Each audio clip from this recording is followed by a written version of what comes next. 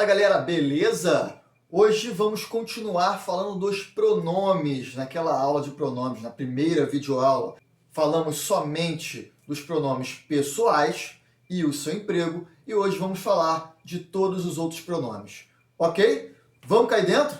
Então tá aí, telinha na área. Pronomes possessivos são aqueles que indicam, obviamente, posse e se referem às três pessoas do discurso, tá? Primeira pessoa, meu, minha, meus, minhas. Segunda pessoa, teu, tua, teus, tuas. Terceira pessoa, seu, sua, seus, suas. No plural, vosso, vossa. No plural, nosso, nossos, nossa, nossas. Vosso, vossos, vossa, vossas. E seu, sua, seus, suas. Então, os pronomes possessivos concordam em gênero e número com a coisa possuída e em pessoa com o possuidor. Temos o exemplo aí na tela. Nossos trabalhos, concordando com trabalhos. Vossa esperança, concordando com esperança, a coisa possuída, gênero e número. Quando ao lado de substantivos, podem vir precedidos ou não de artigo. O som que tua voz límpida exala. Tua voz, eu não falei a tua voz, mas poderia ter falado. A frase mais vulgar, na tua fala. Aí, na tua, temos o na, formado por em mais a, portanto, precedido de artigo. Não se dispensará o artigo quando o substantivo estiver subentendido. Como assim? E viu um rosto que era o seu. Então, você tem um subentendimento de rosto. Então, por isso que foi falado o seu e não somente seu, ok? Então, nesse caso, não se dispensa o artigo antes do possessivo. Posição dos possessivos. Em via de regra, a gente utiliza o possessivo antes do substantivo, correto? Mas em casos de textos literários, poesia, por exemplo, é muito comum utilizar o pronome possessivo depois do substantivo, tá? Romantismo, por exemplo, tinha muito. Temos aí, inclusive, um verso de Bernardo Guimarães, tá? Embora os olhos meus além da campa. Então, olhos meus aí colocados de maneira literária, né, para dar mais ritmo, fica mais bonito, digamos assim. Concordância. Um só possessivo pode determinar vários substantivos em concordância com o mais próximo. Nossa culpa e arrependimento. Teus anseios e esperança. Então, ali, concordância, né, um caso de concordância nominal, não é isso? Concordando ali com o mais próximo. Caso de ambiguidade. Nem sempre é interessante colocar muitos possessivos em seu discurso, ok? Fica mais bonito, fica mais caprichoso, quanto menos você puder colocar e ainda assim estiver em bom entendimento, melhor. Tudo bem? Recomenda-se o emprego moderado dos possessivos quando aparecem como dispensáveis para o entendimento. Olha aí. Mariana vai ao cinema com o seu namorado. É necessário colocar o pronome possessivo seu? Não. A Mariana vai ao cinema com o namorado. Ah, mas o namorado não é o dela. Bom, aí é outra história, tudo bem? Vamos continuar, esquece essa parte. Os pronomes possessivos podem ser substituídos por oblíquos quando estes puderem indicar posse. A gente já viu isso lá nos pronomes oblíquos, né? Nos pronomes pessoais. Morre, morrem-te as mãos, as pedras desejadas. Quer dizer, morrem-te, morrem as suas mãos, as mãos dele, ok? Então, nesse caso aí, poeticamente, inclusive, é muito bonito, né? Mas, no discurso geral, também é possível colocar os oblíquos, né, no lugar dos possessivos, desde que caiba uma maneira estilística. Tudo bem? Vamos continuar. O possessivo seu pode causar ambiguidade em algumas circunstâncias. Isso aí é muito importante, tá? Vi Maria com seu pai à porta de sua casa. Vi Maria com seu pai à porta de sua casa. Esse sua aí dificultou o entendimento. Por quê? É a casa de quem? De Maria ou do pai dela? Ou é a casa dos dois? Isso não se subentende, não é verdade? Eu preciso do quê? Substituir alguma coisa aí. Que coisa? O pronome possessivo.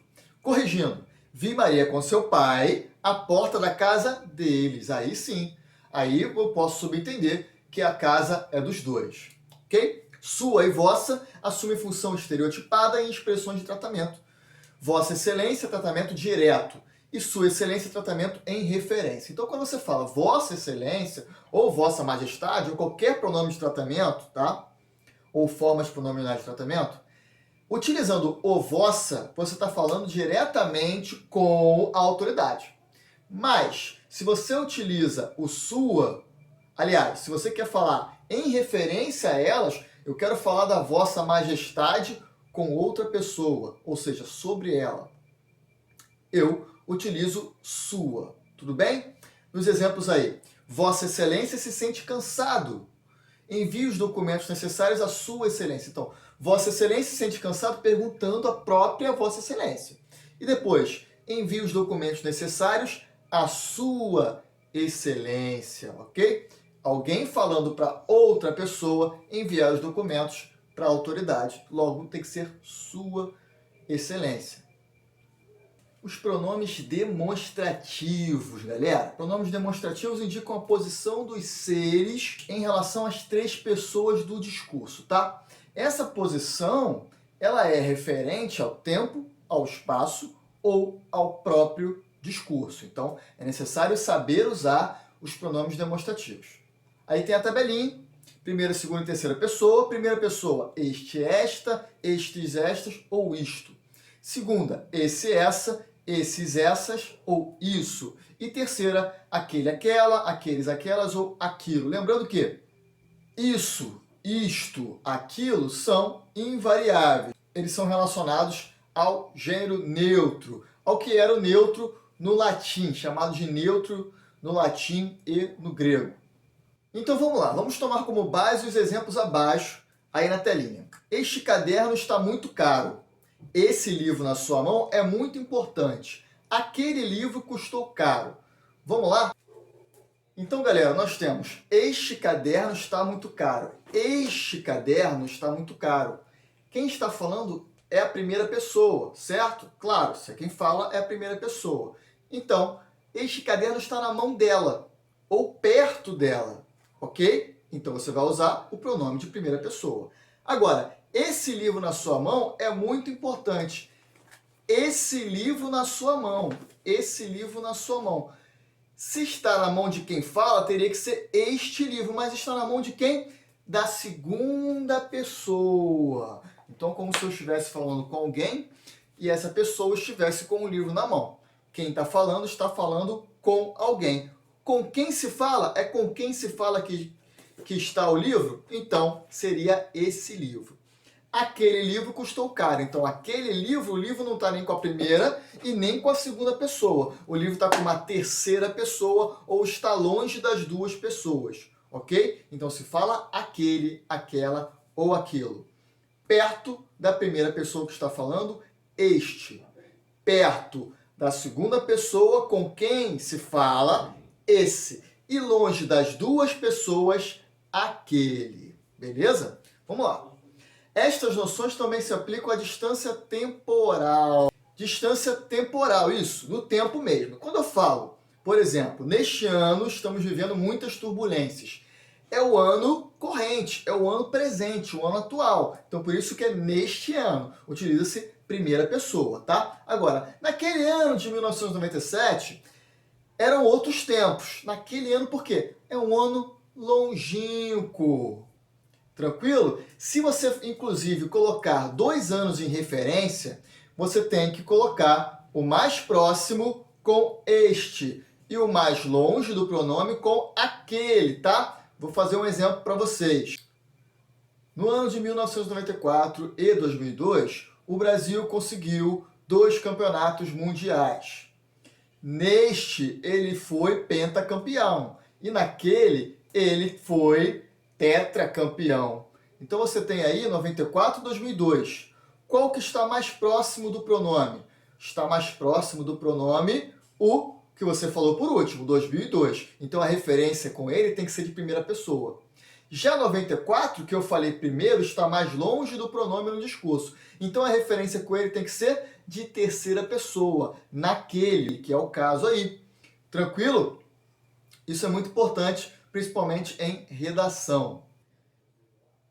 Lembrando que essa referência que eu fiz não foi uma referência temporal não, tá? Temporal é quando você fala do tempo mesmo. Se eu estou falando deste ano, deste mês, então você usa a primeira pessoa. A referência que eu fiz foi de posição no discurso dentro de um texto, tá? Então qualquer coisa que você tenha que se referir, duas ou três coisas, e você tem que se referir depois a uma delas, você tem que saber usar o pronome, tá? Não somente o tempo, como eu falei, não. Tranquilo? Beleza. Vamos lá. Também há casos relativos aos empregos anafóricos e catafóricos.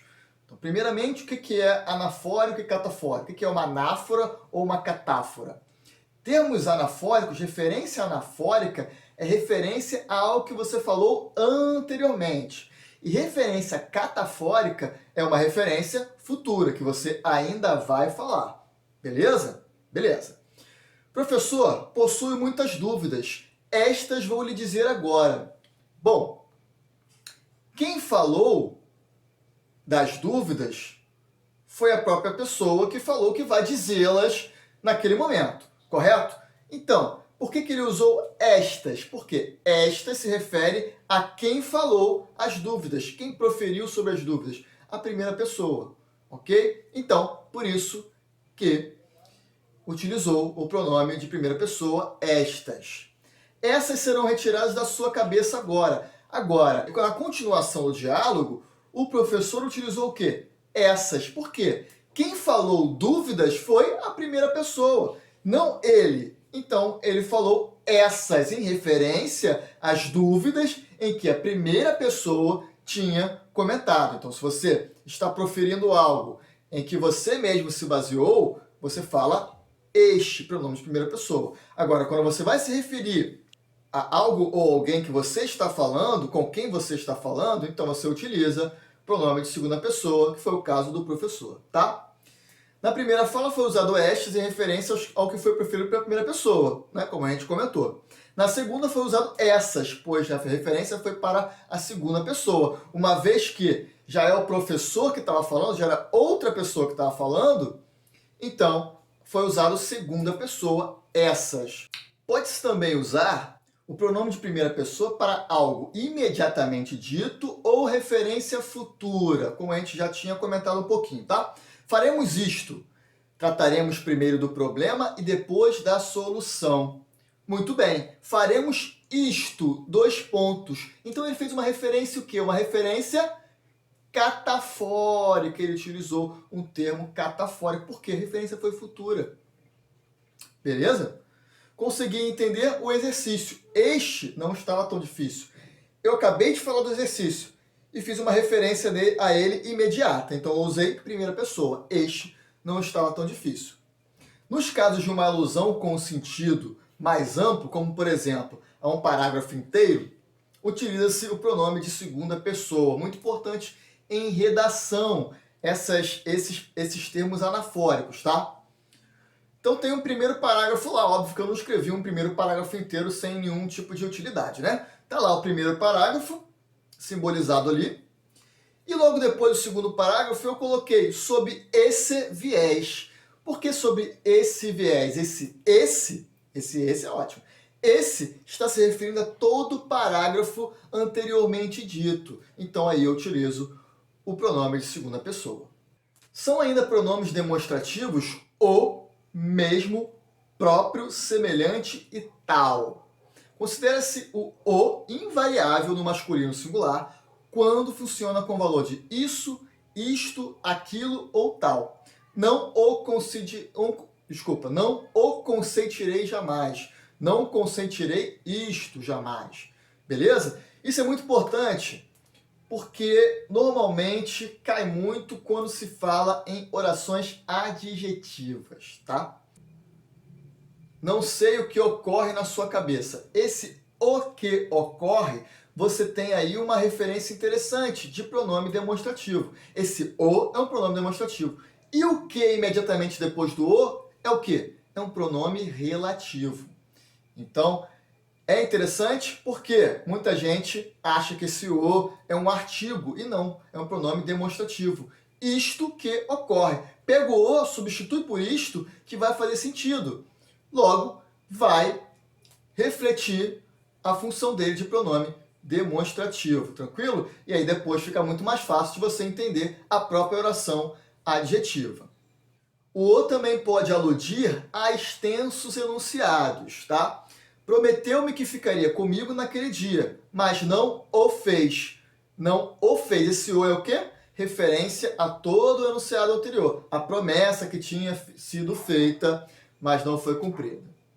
Mesmo, próprio, semelhante, tal, tem valor demonstrativo quando denotam identidades ou se referem a seres e ideias expressas anteriormente.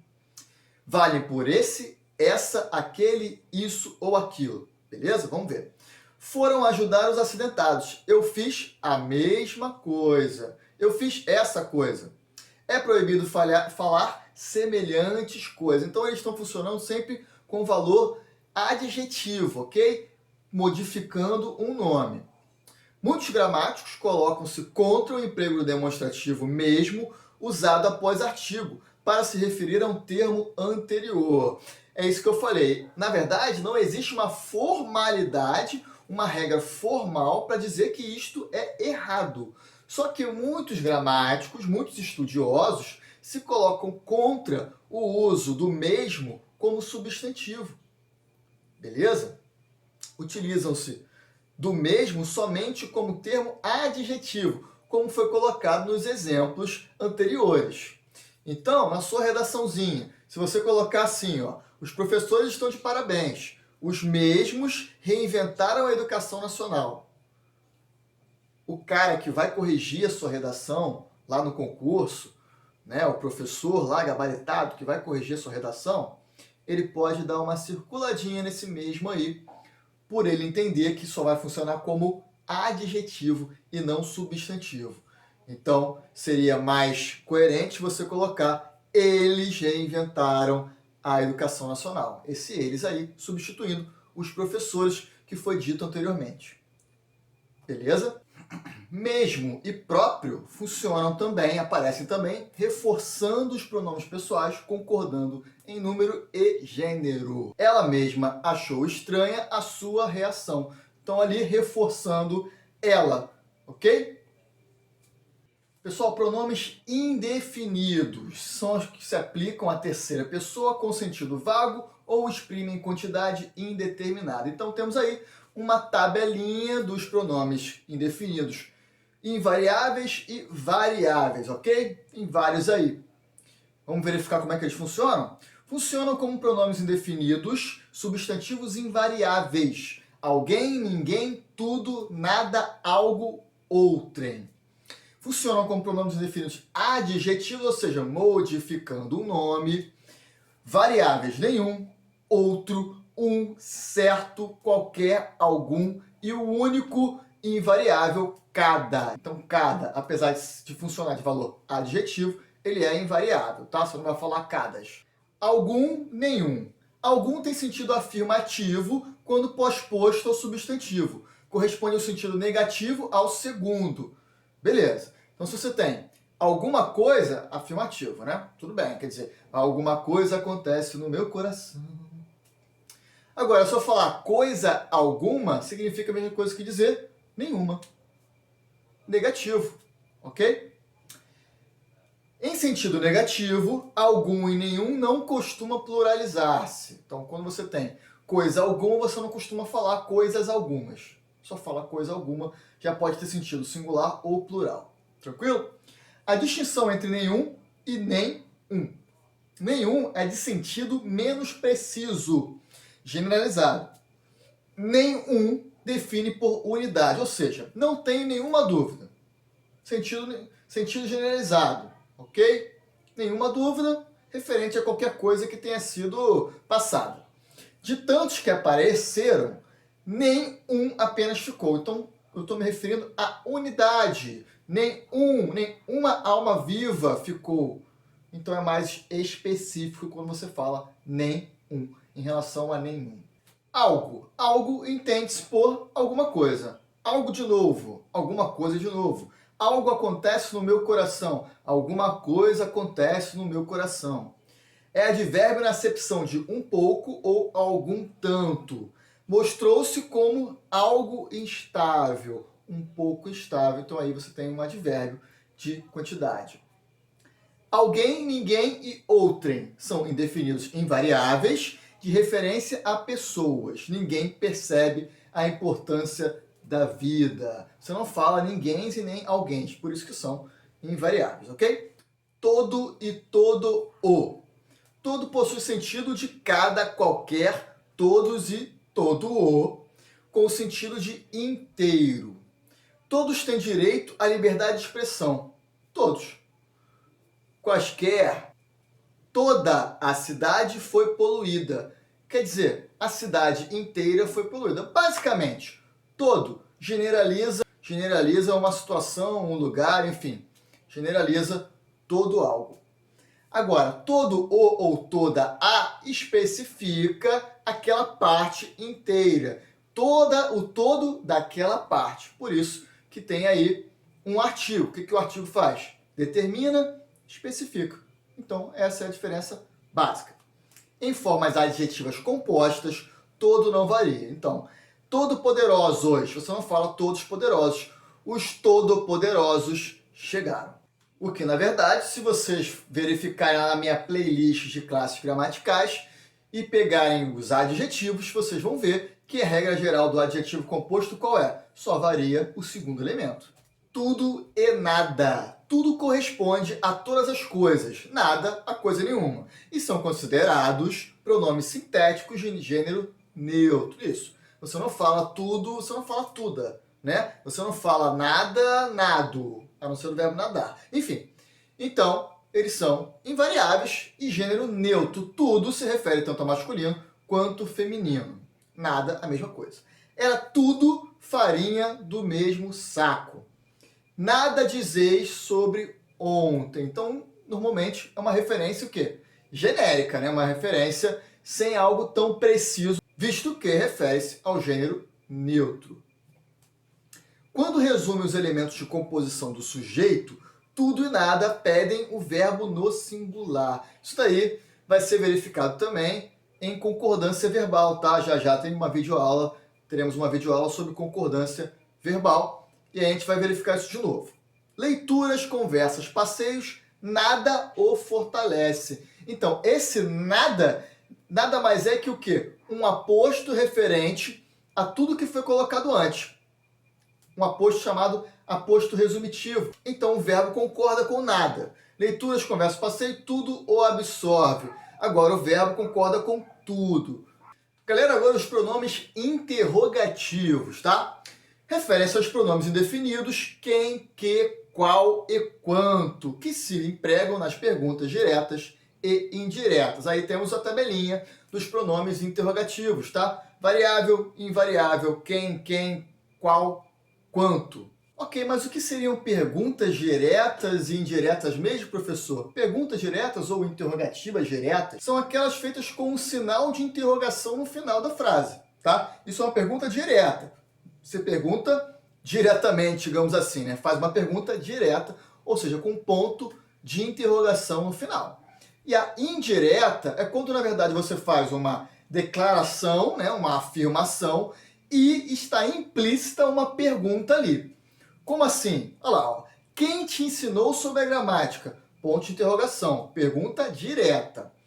Quero saber quem te ensinou sobre a gramática. Aí não tem ponto de interrogação, eu estou afirmando o que eu quero saber. Mas é uma interrogativa indireta, correto? Se a sua mãe chegar assim, quero saber quem não lavou a louça. Aí ela já está perguntando na afirmação, correto? Então, essa é uma pergunta indireta. Que, em função substantiva, corresponde a que coisa? Então, que tens? Que coisa tens?